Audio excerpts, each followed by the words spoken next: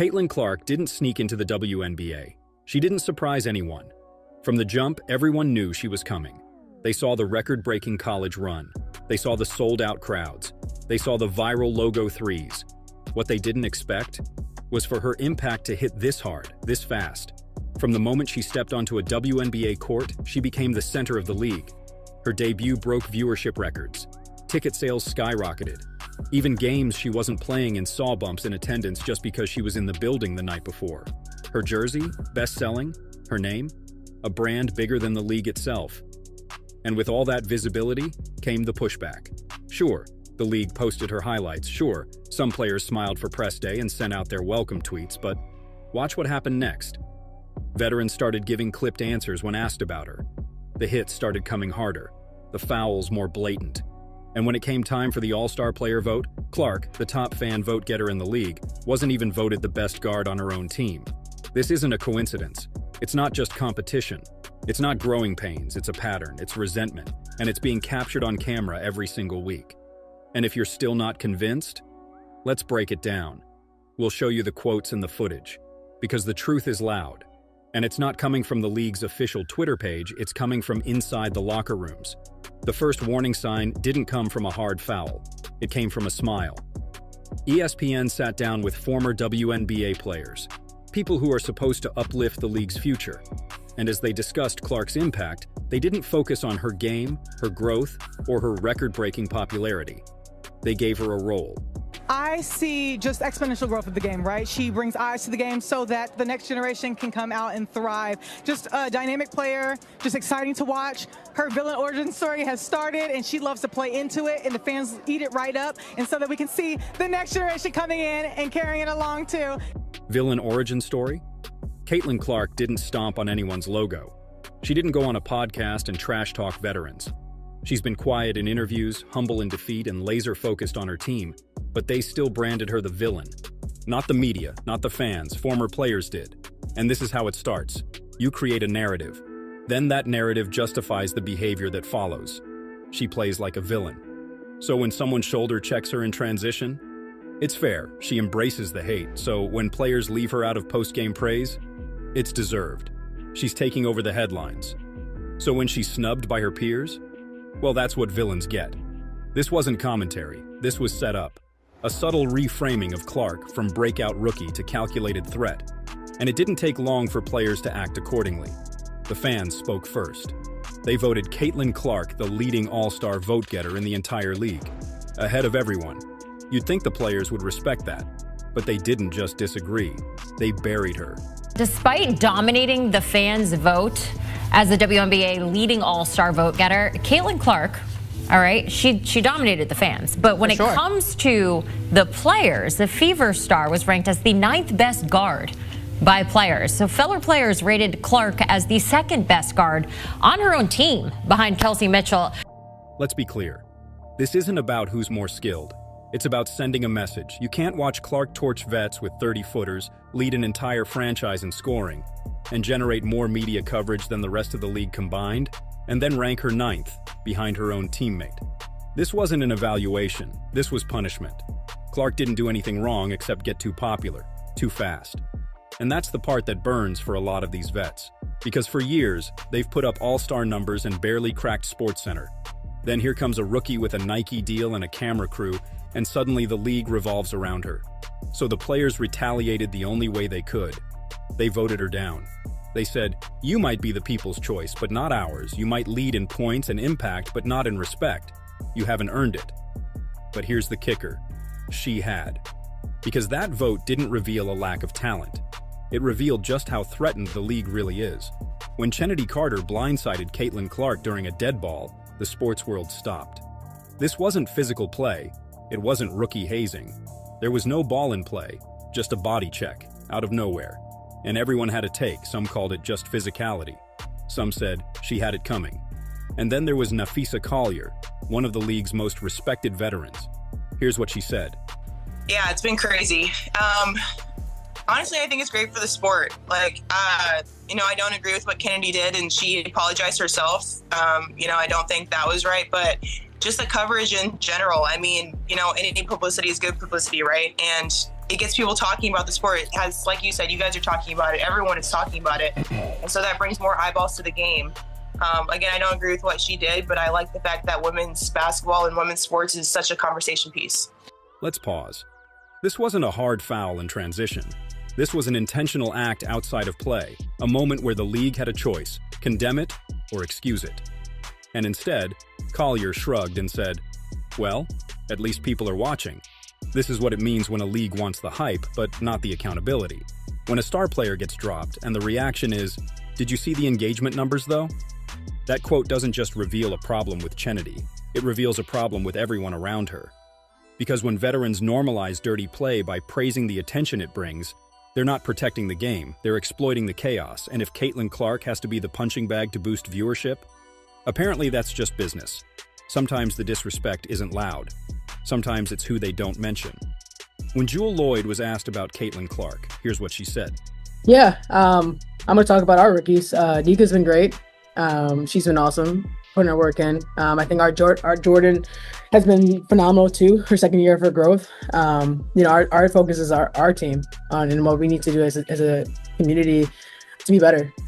So I feel like what this group has in a locker room has made us better. And that's the biggest importance for us is focus on our personnel and what we need to do. Now here's the problem. Caitlin Clark was right there in the media spotlight, in the conversation, literally changing the league's visibility in real time. And Jewel doesn't say a single word. No, she's doing great. No, her presence has been big for the league. Just praise for everyone else. That's not an accident. That's intentional omission. That's the league's most marketable player getting treated like an afterthought. And what's worse, it's become normal. You can lead your team in scoring. You can sell out every road game you touch and still get zero acknowledgement from your peers. Because that's how you send a message without saying anything at all. Let's rewind to a moment that didn't involve a foul, a vote, or a headline. Just a quiet sideline interaction. Kelsey Plum, one of the WNBA's most recognizable veterans, is walking courtside when she spots a fan.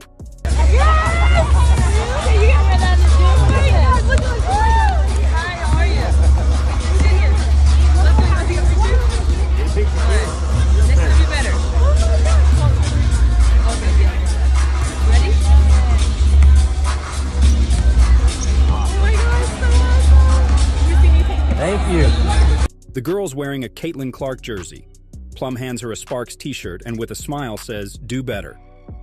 Then she poses for a picture with the fan. At first glance, it looks harmless, polite, even friendly. But listen again. Do better? She saw the Clark jersey and decided to correct it. Now maybe that's just competitive spirit. Maybe it's a playful nudge to support the home team. But given everything else we've seen from Plum, it feels less like a joke and more like a pattern. Because this wasn't an isolated moment. At a separate event, the league had its all-star showcase. The players came out wearing black shirts with bold letters, "Pay us what you owe us." It was supposed to be a moment of unity, a protest for better pay, a league-wide statement from everyone, veterans, stars, rookies. And yes, Caitlin Clark wore the same shirt. She stood on the same court. She was part of the same movement. But when Kelsey Plum was asked about it later, she added something completely unnecessary. That was a very powerful moment. We didn't, at least as players, we didn't know that was going to happen. So I think it was kind of like a genuine surprise. But the T-shirt, just United Front was determined this morning that we had a meeting for. And, not to tattletale, but 0 members of Team Clark were very present for that. Clark was there. She wore the shirt. There was no public divide until Plum created one. She could have said, "It was a great moment for all of us." She could have left it at that. Instead, she made sure to isolate Clark, to imply she wasn't fully committed, to plant the idea that maybe she doesn't belong in that circle. So let's not pretend this is about unity. First, Plum tells a Clark fan to do better. Then she subtly questions whether Clark's team was even present for a moment of league-wide solidarity. That's not playful. That's not leadership. That's passive-aggressive politics from a veteran who clearly feels the shift and doesn't like who's at the center of it. And just when you think Kelsey Plum couldn't make it more obvious, she does this.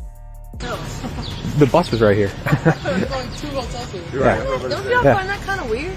Low-key? Like low-key, come on. A little, but Okay. I'm really turned off right now. I'm just a fan, though. I know, I appreciate that. You signed one? You can put my name on it. One. Awesome. I signed one. Can I get you on that one? Yeah. Keep killing it this year. Appreciate that. Whichever one. That's not heat of the moment trash talk. That's just being obnoxious. It's one thing to have opinions on a player, but going out of your way to clown a fan just for wanting an autograph? That's petty, especially coming from someone who hasn't been relevant in the national conversation for years. She's handing out Sparks shirts over Clark jerseys like it's some kind of statement, then calling fans weird for showing support. You can't say you care about growing the game and then mock the very people who are showing up. Because if Caitlin Clark's already the face of the league in just her first years, where does that leave the vets who thought it would always be them? That's the part no one says out loud. It's not competition, it's frustration. And when players start throwing shade instead of support, you're not seeing mutual respect. You're seeing resentment hiding behind fake professionalism. There was a moment, caught on video, during a game. You probably saw the clip, everyone did. Brittany Griner sitting courtside muttering something under her breath. Something that made waves across the internet. People zoomed in. It looked ugly. And instantly, the debate started. Was it a racial slur? Was it aimed at Caitlin Clark? Was it trash talk gone too far? But instead of clearing the air, Griner was approached about it and gave this response. I remember fouling out, being mad. I remember fouling out on, I believe it was Howard, driving to the basket. They said I put my hand in. But hey, you never really have to look at the shade, so. But what did you say? I really can't remember what I said, honestly. If I showed you the video, would that help? No, it wouldn't help. No, it wouldn't help. That's not accountability. That's avoidance. Because when someone says they can't remember what came out of their mouth during the most controversial moment of their season, they're not trying to clarify. They're trying to move on without consequence. And guess what? It worked. There was no apology, no fine, no league statement. Just silence, again. Let's flip the script for a second. If Caitlin Clark had been caught on video muttering something unclear but interpreted as racial, the entire WNBA world would have come crashing down. Think pieces, panel discussions, sponsors issuing statements, teammates distancing themselves. But Griner? She gets to say, "I don't remember," and walks away. No one pressed her. No one asked her to clarify. No one said, "Hey, the whole internet is dissecting this clip. Maybe it deserves a real answer." Instead, it vanished from headlines within 48 hours, and Caitlin? She just had to sit with it. Pretend it didn't happen. Move on. This wasn't a minor player.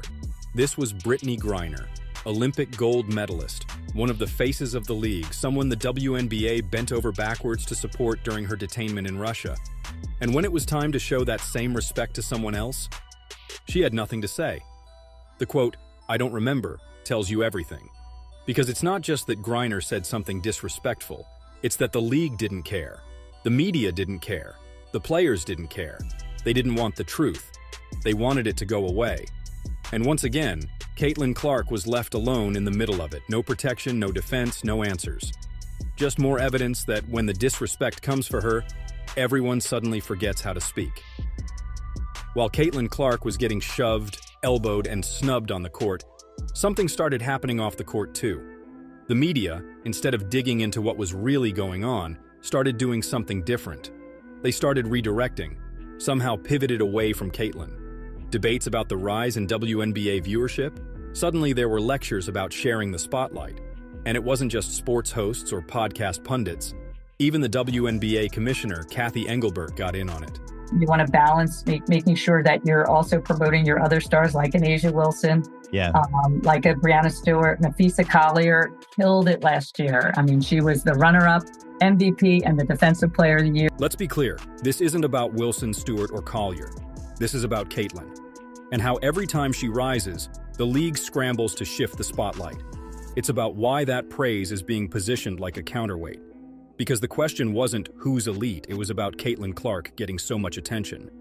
And instead of answering that honestly, with things like attendance numbers, ratings boosts, sold-out arenas, we got deflection. Let's make sure we're promoting the other stars too. Translation? Let's not make this all about her. Let's shift the narrative before this gets uncomfortable. But here's the truth. Caitlin didn't steal the spotlight. She earned it. She didn't ask for ESPN to put her on the front page. She forced them to, by becoming the most watched athlete in the league overnight. So when the commissioner of the WNBA says we need to balance the attention, what she's really saying is this new energy is threatening the old order. And instead of embracing the shift, the league is trying to manage it, soften it, redirect it. Not with numbers, not with storylines, but with politics and press quotes. And what are they hoping for? That fans won't notice. But we noticed, and the cameras caught it too. While some players try to hide the shade behind vague answers and fake smiles, Angel Reese, she's leaned into it. She doesn't pretend to play nice, she doesn't dodge questions. She knows the cameras are on, and she knows exactly what she's doing. I'll take that of being able to be the person that gets the hate, but I know that at the end of the day, I'm growing women's basketball and helping women's basketball. That quote says a lot, because Angel isn't denying the rivalry. She's embracing it. She knows there's a narrative. Caitlin Clark is the clean-cut star. Angel is the fire starter. And instead of pushing back, Angel's saying, fine, I'll be the villain. She's playing into it, fully aware of what it means for her image, her brand, and her influence. But here's the problem. When Angel talks about getting the hate, it's not coming from nowhere. She's taken plenty of heat, no question. But she's also returned fire. She's the one who waved the "you can't see me" in Caitlin's face. She's the one who got a flagrant one for hitting Clark in the head. She's the one who says things like this, while Caitlin's still playing it safe in interviews. So when Reese says she's helping the game, what she's really saying is the drama helps, and it does, but it also comes at a cost. Because while Reese gets to be the self-proclaimed villain, Caitlin Clark gets cast as the one deserving the backlash. The league can't have it both ways. You can't praise Reese for embracing the rivalry while expecting Clark to take cheap shots without reacting. You can't build the drama, feed the machine, and then call Clark soft when she flinches. And Reese knows it. That's why she says it so cleanly. She knows what her role is, and she's comfortable in it. But let's be real. The players didn't assign these roles. The league and the media did. And if Reese is going to be the villain, that means Clark is the target. Then came the eye poke. Caitlin Clark got swiped right in the face during a play that had nothing to do with the ball. Slow-motion replay made it obvious. Her head jerks. She stumbles, her eyes watering. And what did Dejanai Carrington say afterward? I don't even know why I would intend to hit anybody in the eye. That doesn't even make sense to me, but no, I didn't. I didn't know I hit her, actually. I was trying to make a play on the ball, and I guess I followed through and I hit her, so obviously it's never intentional. That's not even like the type of player that I am. So yeah. Here we go again. The intentional looking hit, the clearly affected opponent, and the casual denial, I didn't know, I wouldn't do that. That's not the type of player I am. That last one, that's the favorite fallback line in the WNBA this season. But the tape shows something else. And Caitlin's black eye says more than any quote ever could. This wasn't a basketball accident. This was frustrating. And once again, the player who threw the contact isn't held accountable. Not by the refs, not by the league, not even by the post-game media. Because apparently, when it's Caitlin Clark taking the hit, nobody really saw anything. Sometimes it's not what they say. It's what they refuse to say.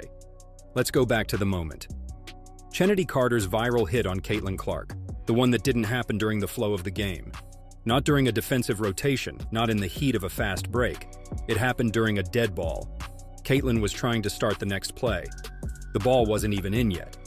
And Carter lowered her shoulder into Clark's spine. It was a hit you don't see in basketball. You see it in football. You see it in hockey. You see it when someone wants to send a message, not play a game. And after that, Carter became the center of attention. Cameras, reporters, all asking one thing, why? And her response? I ain't answering no Caitlin Clark questions. Did she say anything to you? I don't know what she said. What'd you say to her? I didn't say anything. That's enough. That wasn't a denial. That wasn't a regret. That wasn't even a defense. That was full-on stonewalling. You don't go silent like that unless you know what you did. You don't refuse to speak unless you're protecting something or someone. And the worst part? She didn't need to apologize because the league didn't make her. Her teammates didn't hold her accountable. The veterans stayed quiet. If anything, the silence was louder than the hit. This wasn't one player snapping. This was a collective decision. Let Clark take the hit, let her walk it off, and let's move on like nothing happened. Because that's what happens when the league has already decided she's on her own. The league hasn't made an official statement, no press release, no fines for the shoulder check, no suspensions for the eye poke, no condemnation for the snubs, and they probably never will. Because that's the beauty of the plan. No one ever has to say anything. Not when the actions scream louder than the words. Not when a veteran stares at a rookie's jersey and chooses to hand out someone else's. Not when a player delivers a dead ball hit and then says, "I ain't answering Caitlin Clark questions." Not when you get labeled a villain before you even get a chance to speak. This isn't a rivalry. This is a quiet campaign, and every player who shrugs, who downplays, who can't remember is playing their part. But the real story here isn't just about the disrespect. It's about how Caitlin Clark responds to it. Because despite everything, the physicality, the cold shoulders, the voting snubs, the sly digs, the eerie silence, she still shows up. She still drops threes from 30 feet out, still sets records, still signs autographs until her hand hurts, still carries herself like she belongs, because she does. Caitlin doesn't fight back with words. She fights back with wins. And if the rest of the league thinks they can push her out by ignoring her, by freezing her out of press clips and locker room praise, they're in for a surprise. Because every hard foul becomes a headline. Every cold stare becomes a camera shot. Every cheap shot becomes a replay. They can try to pretend she's not the story, but the entire country's already watching. And here's the twist. All that hate, all that resistance, it's only making her bigger. She's not just surviving the WNBA's Cold War, she's thriving in it. While other players try to silence her, the world keeps turning up the volume. While the league tries to redirect attention, she keeps dragging it back to center court. While her peers try to erase her with ballots, clips, and backhanded quotes, she keeps writing her name into the history books. And if you're still not sure what's really going on, just go back and rewatch the clips. Listen again, closer this time. Watch the smirks, the shrugs, the jersey snubs, the no-comment quotes. The moments where everyone seems to look away at the same time. That's not a coincidence. That's how the WNBA shows you exactly what it thinks without ever saying a word. And what does Caitlin Clark do in response? She lets her game say everything they won't.